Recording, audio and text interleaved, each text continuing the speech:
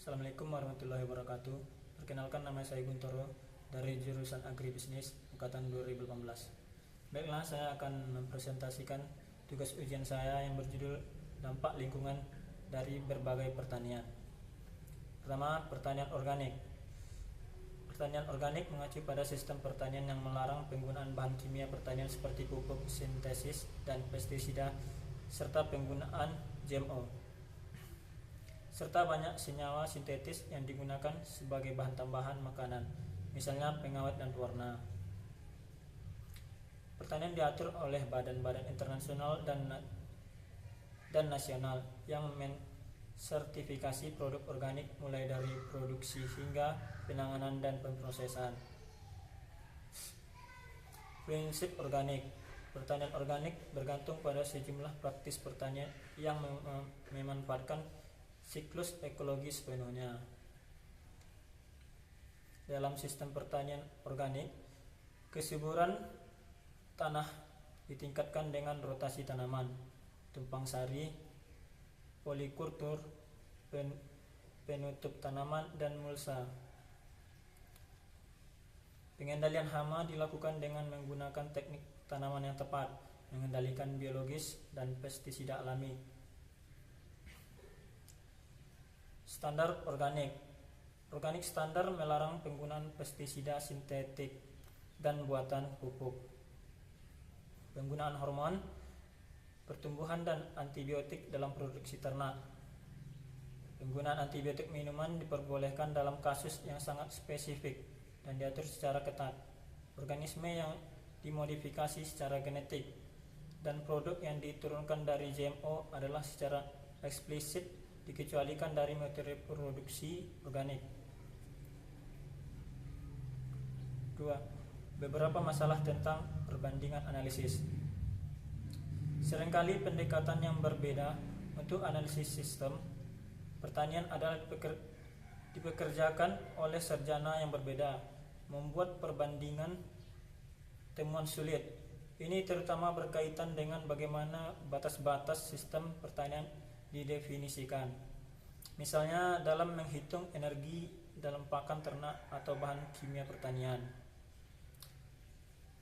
Selanjutnya, biofisik dan ekologi tanah.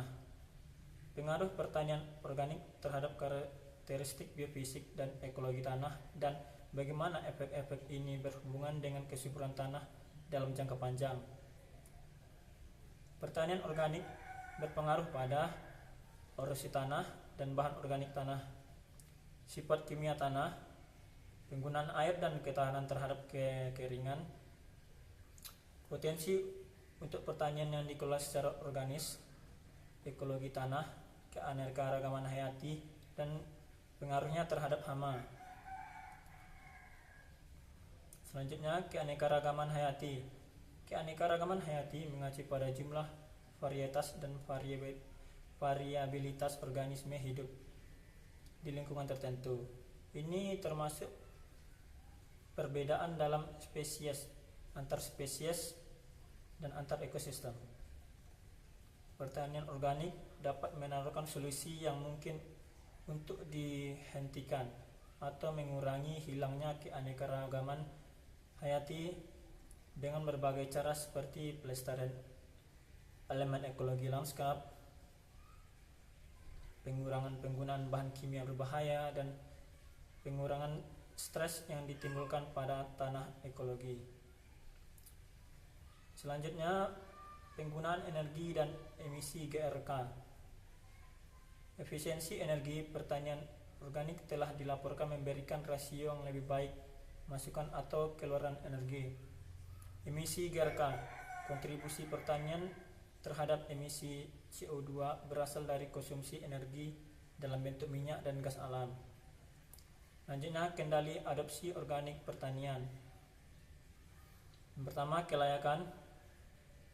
Kedua, produktivitas tenaga kerja. 3, kinerja ekonomi. 4, jasa lingkungan pertanian organik. 5, pertanian organik dan ketahanan pangan. 6, analisis Fort Miles. Jadi kesimpulannya adalah Pada abad terakhir, pertanian intensif telah berhasil mencapai hasil panen yang tinggi.